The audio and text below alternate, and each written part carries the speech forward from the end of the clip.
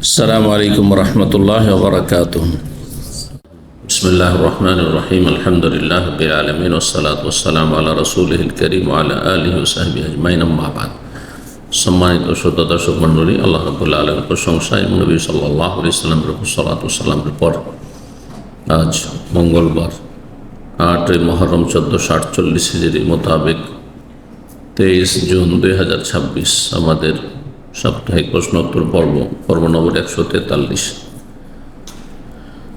10টি প্রশ্ন রয়েছে, ইনশাআল্লাহ তাআলা এগুলির উত্তর দেব। আল্লাহ রাব্বুল আলামিন যেন তৌফিক দান করেন। প্রথম প্রশ্ন করেছেন, বলছেন আসসালামু আলাইকুম শেখ। ওয়ালাইকুম আসসালাম ওয়া রাহমাতুল্লাহ।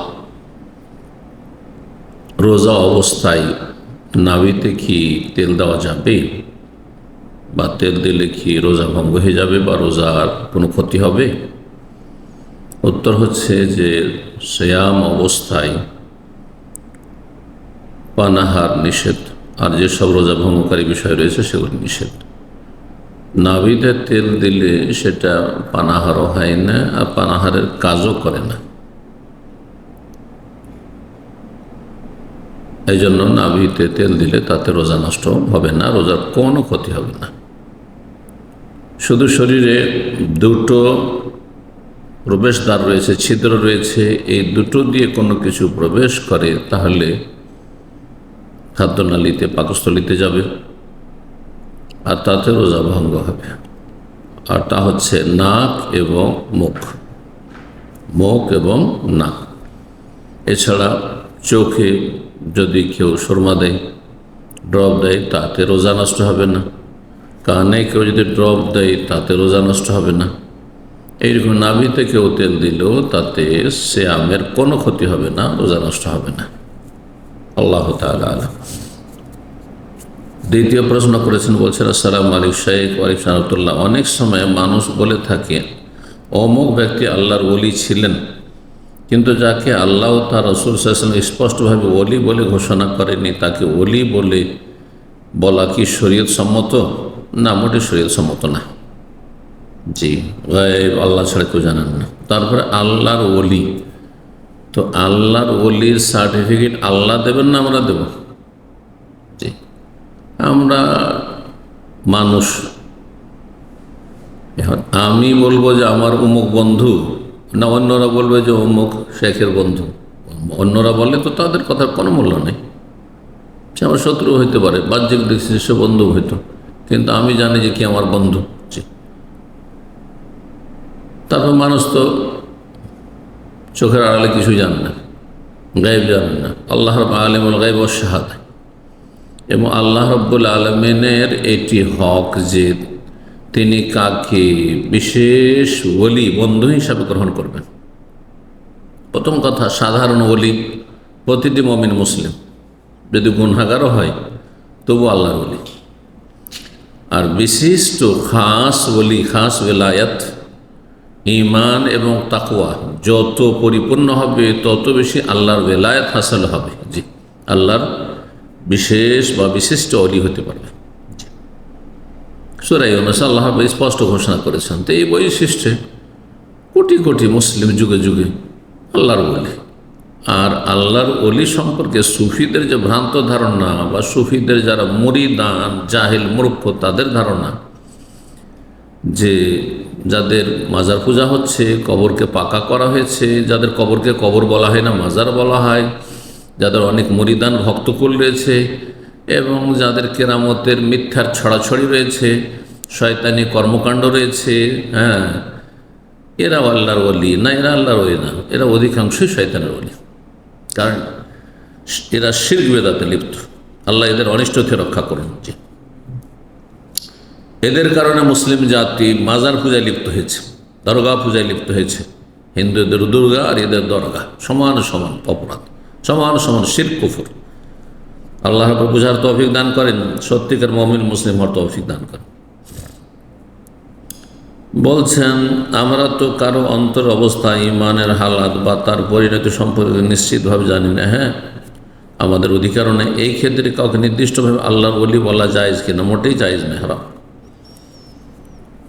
এবং আল্লাহর কাছে জবাব দিতে হবে। ইন্না সামা ওয়াল বাসারা ওয়াল ফুআদা কুল্লু উলাইকা কানা আনহু মাসউলা ওয়ালা তাকফু মা লাইসা লাকা বিহি ইলম।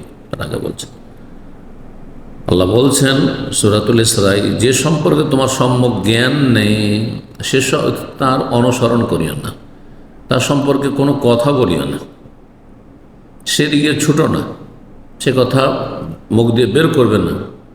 কারণ ইন্না সামা, এই শ্রবণ শক্তি সম্পর্কে, ওয়াল বাসার দৃষ্টি শক্তি সম্পর্কে, ওয়াল ফুআদা অন্তর সম্পর্কে, আর সমস্ত অঙ্গ প্রত্যঙ্গ জবান সম্পর্কে, বাকশক্তি সম্পর্কে, যে আপনি জবান দিয়ে কী বলছেন, মুখ আল্লাহর ওলি, কুল্লু উলাইকাই সমস্ত অঙ্গ প্রত্যঙ্গ, কয়েকটি অঙ্গের কথা আল্লাহ বর্ণনা করে বলছেন বা উল্লেখ করে বলছেন যে কুল্লু উলাইকা সমস্ত অঙ্গ প্রত্যঙ্গ মানুষের, সমস্ত অঙ্গ প্রত্যঙ্গ সম্পর্কে মানুষকে কানা আনহু মাসউলা জিজ্ঞাসা করা হবে, জিজ্ঞাসিত হবে, জবাব দিতে হাশরের মাঠে আসামের কাঠগড়ে হাজির হবে এই জাহিলগুলো।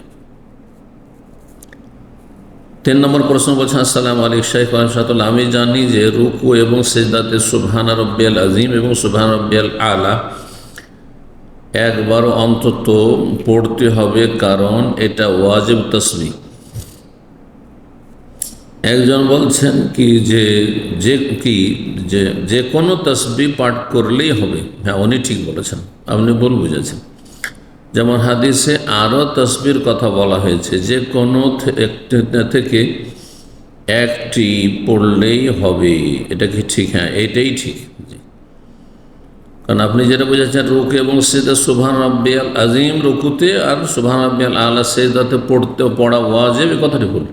তসবিহ করা ওয়াজিব, সেটা সুবহান রাব্বিয়াল আযীম রুকুতে বলে হোক, সিজদাতে সুবহান রাব্বিয়াল আলা বলে হোক, অথবা সুবহান কুদ্দুসুন রব্বুল মালাইকাতু ওয়াল রূহ রুকু সিজদা দুটোতেই বলে হোক, অথবা সুবহানাকা আল্লাহুম্মা রাব্বানা ওয়া বিহামদিকা আল্লাহুম্মা ইগফিরলি বলেই হোক। এভাবে যে তসবিহগুলো রয়েছে, সহিহ বুখারীর হাদিস এটি, এবং এটি ইযা জা নাসরুল্লাহি ওয়াল ফাতহু সূরা নাসর নবী সাল্লাল্লাহু আলাইহি ওয়াসাল্লামের জীবনের শেষ দিকে নাজিল হয়েছে।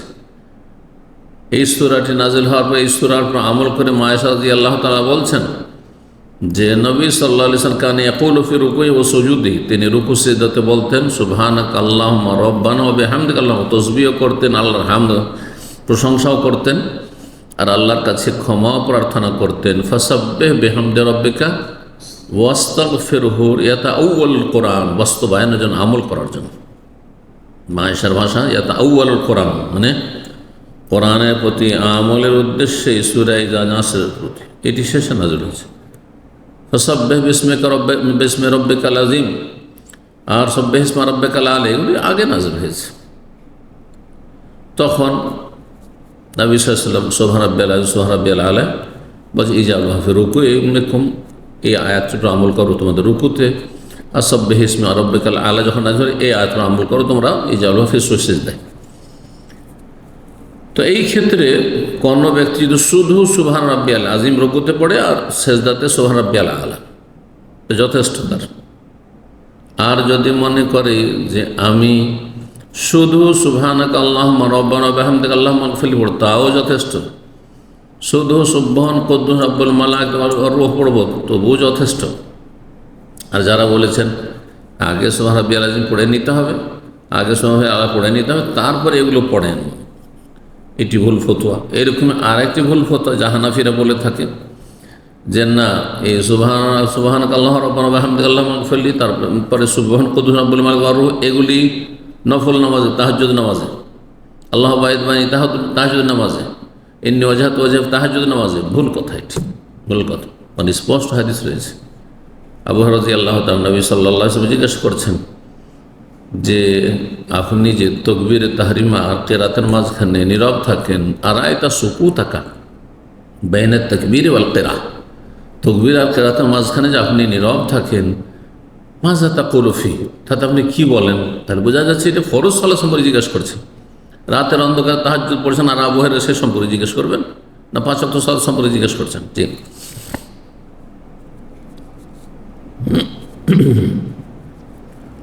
যে কোনো একটি আমল করতে পারেন, 2 রকম আমল করা যেতে পারে। আমরা তাই করি। কখনো সুবহান রাব্বিয়াল আলা, ইমাম তাড়াহুড়া করছে, মুকাল্লিদ ইমাম, হাম্বলি ইমাম, হানফি ইমাম তাড়াহুড়া করছে, এর পেছনে সুবহানাক আল্লাহুম্মা রাব্বানা ওয়া বিহামদিকা আল্লাহুম্মা ইগফিরলি পড়ার সময় পাওয়া যাবে না, অথবা মাসবুক হয়েছি, এখন বেশি সময় নেই, তো কমপক্ষে একবার অজেব আদায় করতে হবে, সুবহান রাব্বিয়াল আযীম, সুবহান রাব্বিয়াল আলা, জি সেটা করি। আর কখনো কখনো মিলাই, দুটোই জায়েজ রয়েছে। 4 নম্বর প্রশ্ন বলছেন, আসসালামু আলাইকুম শাইখ ওয়া আলাইকুম আসসালাম। আমার স্বামী একটা কোম্পানিতে জব করে, আমি টিউশন করি, দুটা ঢাকাতে, দুজনের টাকা দিয়ে ঢাকায় কষ্ট করে চলি, আলহামদুলিল্লাহ। এর মাঝে যতটুকু পারি শ্বশুর শাশুড়িকে স্বামী দেন প্রতি মাসে। এখন এই মাসে আমি বলেছি আমার টাকা থেকে 5,000 নিয়ে আব্বা মাকে কিছু দিতে চাই। এটা নিয়ে আম্মু শাশুড়ি খুব রাগ ঝামেলা করছে। আপনার শাশুড়ি কেন জানাবেন? আপনার টিউশন করার টাকা আপনার শাশুড়িকে জানাবার প্রয়োজনই বাকি, মোটেই জানতে দিবেন না। জি, বরং এখানে জানাইলে যেহেতু রাগ করছে, হ্যাঁ, না জানানো জরুরি। জি, আর আপনার ব্যক্তি মালিকানা আছে, আপনি কেন বা জানাবেন? এমনকি স্বামীকেও যদি না জানান তাও কোনো অসুবিধা নেই। আমি রাগ করে কষ্ট পেয়ে কয়েকদিন কল করি না, না এটা ভুল করেছেন, কল করবেন, কিন্তু তাদেরকে এগুলো জানাবার কোনো প্রয়োজন। এখন আমার প্রশ্ন, আমার ভিতর কি হিংসা? না, এটার নাম হিংসা নয়, মনোকষ্ট। জি, আক্রোশ রাখবেন না এবং ক্ষমার দৃষ্টিতে দেখে উপেক্ষা করবেন। যারা ক্ষমা করে তাদেরকে আল্লাহ ভালোবাসেন। আমার কি আরও নমনীয় হওয়া উচিত? অবশ্যই, যত বিনয় হবে তত আল্লাহ ভালোবাসবেন। মান তাওয়াদা লিল্লাহ রাফাহুল্লাহ, নবী সাল্লাল্লাহু আলাইহি ওয়াসাল্লাম বলছেন, যেই ব্যক্তি আল্লাহ সন্তুষ্টের জন্য বিনয়ী হবে, আল্লাহ তাকে সম্মানিত করবেন, ওপরে উঠাবেন। মাপ চেয়ে নাও বা কোনো আমল আছে, কোনো আমল টামল নাই, সব বেদাতীদের কথা। আমল হচ্ছে এই জিকির আজকার, হ্যাঁ, বিশেষ কিছু তদবির, এসব আমল না, ওই বেদাতি আমল নয়। কারণ সুন্নতি আমল হচ্ছে যে যদি কষ্ট পেয়ে থাকে বড় মানুষ শাশুড়ি, মাপ চেয়ে নেবেন আর ভালো আচরণ করবেন, আর তার সাথে মাঝে মাঝে খোঁজখবর নেবেন। মাঝে মাঝে কেউ যদি রাগ করে থাকে তাহলে তার রাগকে ঠান্ডা করার জন্য কিছু প্রলোভন দেবেন ইত্যাদি। যেটা করলে মিলেমিশে থাকা যাবে। আল্লাহর কাছে দোয়া করবেন, দোয়াই সবচেয়ে বড় আমল। জি, সদাচরণ করবেন, দোয়া করবেন।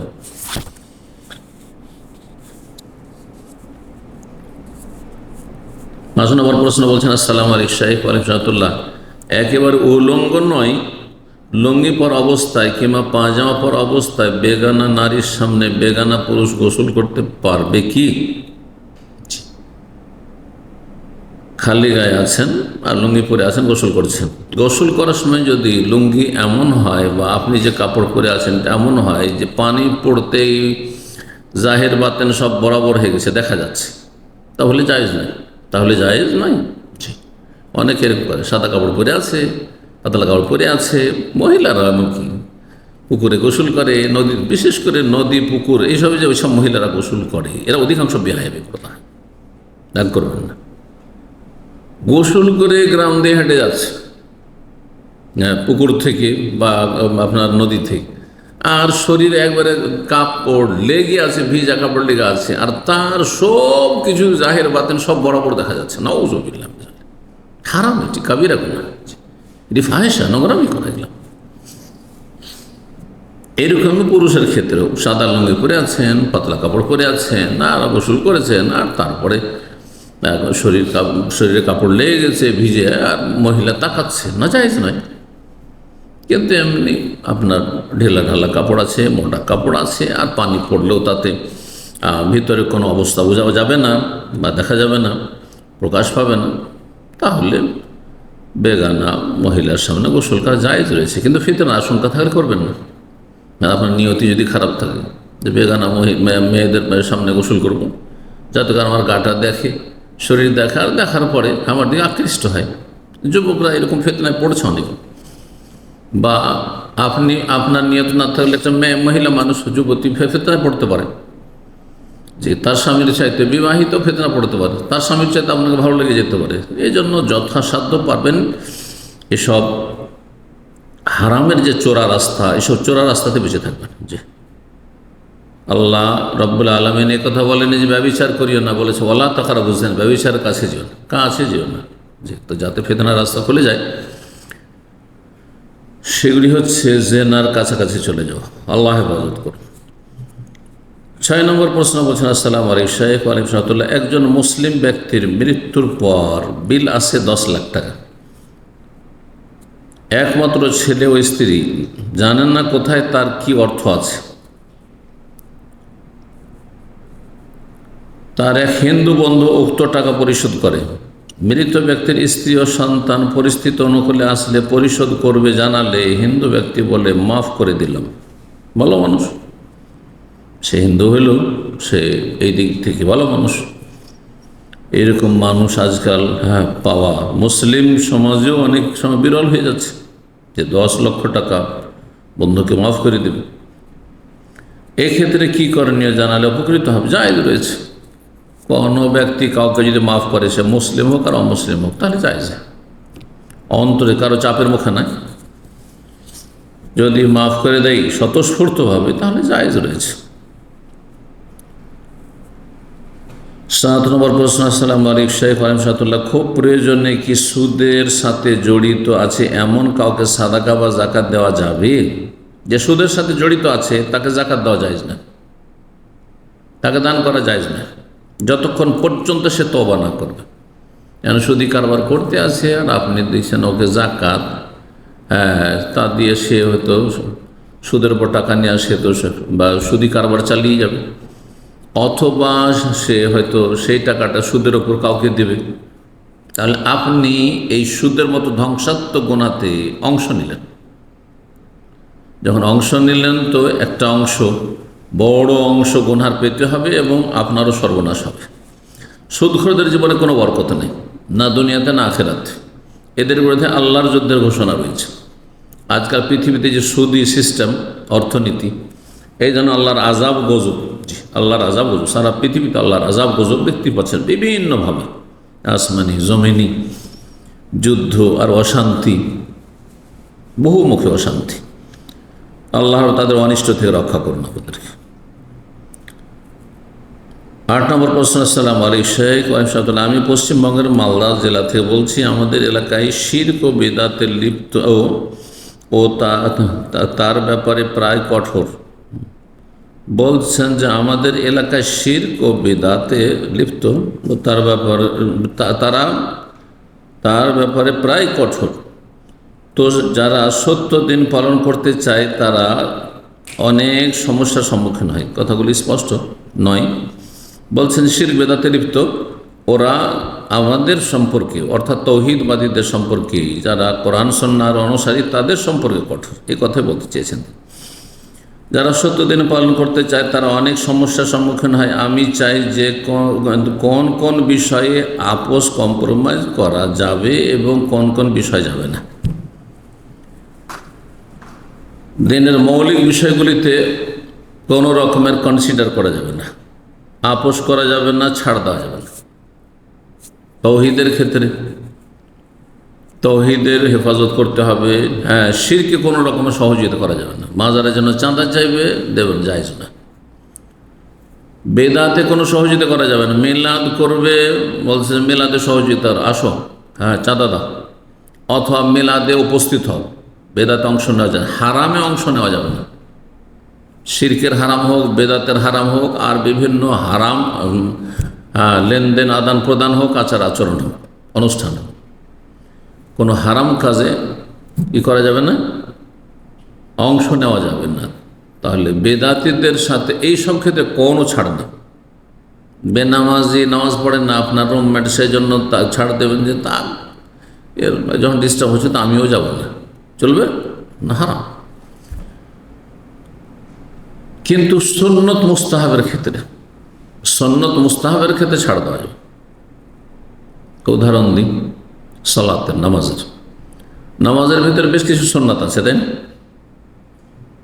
বেশ কিছু সুন্নাত আছে, যেমন রফায়দান সুন্নাত, আমিন জোরে বলা সুন্নাত, বুকে হাত বাঁধা সুন্নাত, কাঁধে কাঁধ মেলানো, পায়ে পা মেলানো সুন্নাত, অনেকে ওয়াজিব বলছেন, কিন্তু সুন্নাত, সুন্নাতে মুআক্কাদা।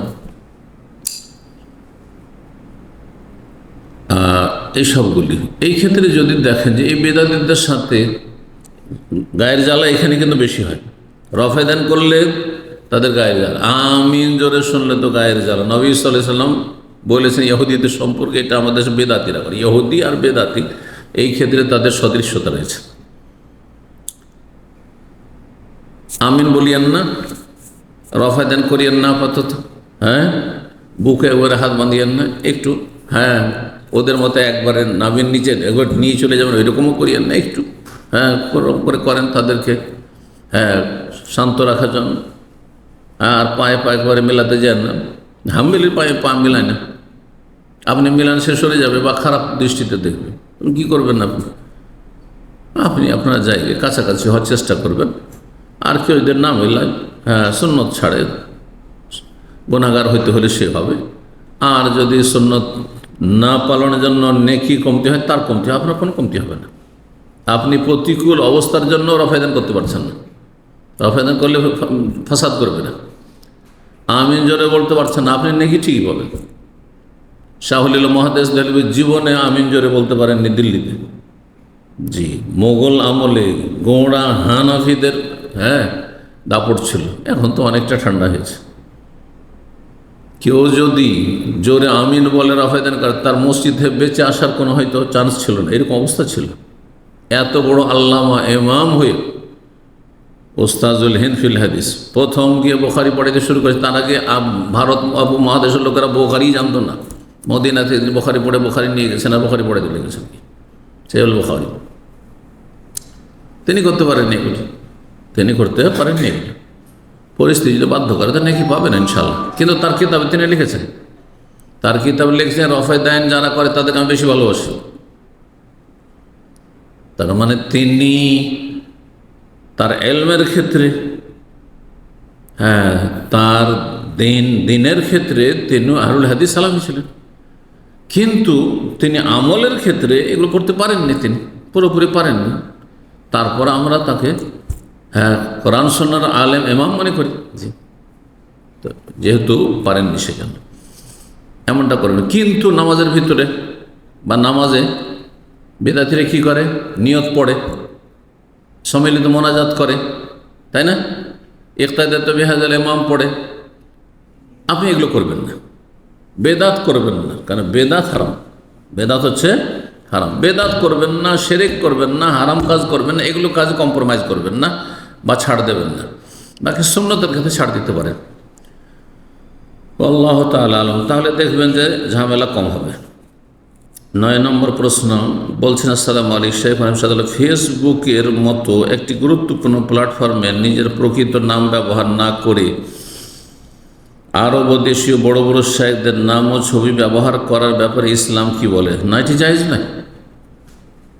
আমার নামে অনেক ফেসবুক আইডি খোলা আছে, সব জাল, এগুলো জায়েজ নয়। বোঝা গেছে না?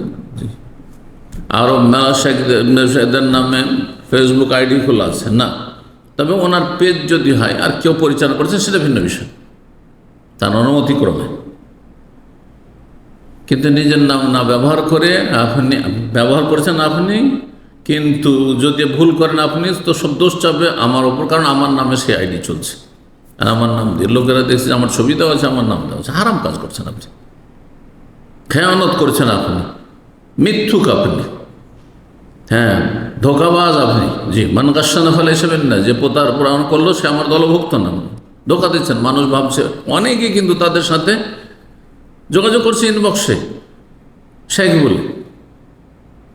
ও শেখ হন না, ও শেখের ধারে কাছেও না। কথা বুঝতে পেরেছেন? এই হলো অবস্থা। এই জাহেলগুলো এক শ্রেণী, বুঝেন, আবেগী সব, অথবা দিন বুঝেও না। বিশেষত এরা প্রতারক, হ্যাঁ, অবশ্য প্রতারক, বা মুসলিমদের মধ্যে বিভ্রান্তি সৃষ্টি করতে এই নামগুলো ব্যবহার করছে কি না, হ্যাঁ, এরা মানুষকে ধোকা দিচ্ছে, ক্ষতি করছে, এরা আমাদের মান সম্মান নষ্ট করছে, আলেম ওলামাদের মান সম্মান নষ্ট করছে। এই প্রশ্ন সামনে রাখলে এই বিষয়ে ইসলামের দৃষ্টিভঙ্গি কি? মোটেই জায়েজ নয় তাদের এই কাজ, আল্লাহর কাছে জবাব দিতে হবে। তাদের প্রতি আপনার নাসিহা কামনা করছি, আল্লাহকে ভয় করুন, তাদেরকে বলবো। এবং আপনার নিজের নাম ব্যবহার করেন, নিজের উপনাম কুনিয়াত ব্যবহার করেন, নিজের উপাধি ব্যবহার করেন, আর তারপরে শেখদের কথা প্রসার করেন, কোনো অসুবিধা নেই। 10 নম্বর সর্বশেষ প্রশ্ন বলছেন, আসসালামু আলাইকুম শেখ। ওয়ালাইকুম সালাম। আল্লাহ আপনাকে উত্তম জাযা দান করুন, আমিন ওয়াইয়াকুম। দয়া করে উত্তর দিয়ে আমাকে উপকৃত করবেন ইনশাআল্লাহ। শেখ, যে বা যারা তাদেরকে শিরক বা কোনো বিষয়ে বুঝালে ট্যাগ দেই, যেমন আমি শুধু জান্নাতি বাকিরা জাহান্নামী, আমি সব জানি, আমি সহি আকীদা বুঝি আর কেউ বুঝে না, আহলে হাদিস মাদখালি ইত্যাদি ইত্যাদি, এদের জন্য শরীয়তের বিধান জানাবেন আর কিভাবে এদেরকে এড়িয়ে চলা যায়। পরিবারের মানুষ হয়েও যদি কথা না বলে থাকা হয় তবে কি গুনাহ হবে? না, কথা না বলে থাকা যাবে না। আত্মীয় স্বজন, পাড়া প্রতিবেশী, যাদের সাথে দেখা সাক্ষাৎ হচ্ছে অহরহ, আর বিশেষ করে পরিবার পরিজন আর নিকটাত্মীয়, তাদের সাথে অবশ্যই যোগাযোগ রাখতে হবে। এবং এরা রোগীকে নিজেকে রক্ষা করে নিজে যেন ক্ষতি না হয়, তাদেরকে রোগমুক্ত করার চেষ্টা করতে হবে জাহান্নাম থেকে। এবং শয়তানের যে শিকার হয়ে গেছে এরা গোমরাহ হয়ে, তাদেরকে রক্ষা করার চেষ্টা করতে হবে শয়তানের কবল থেকে।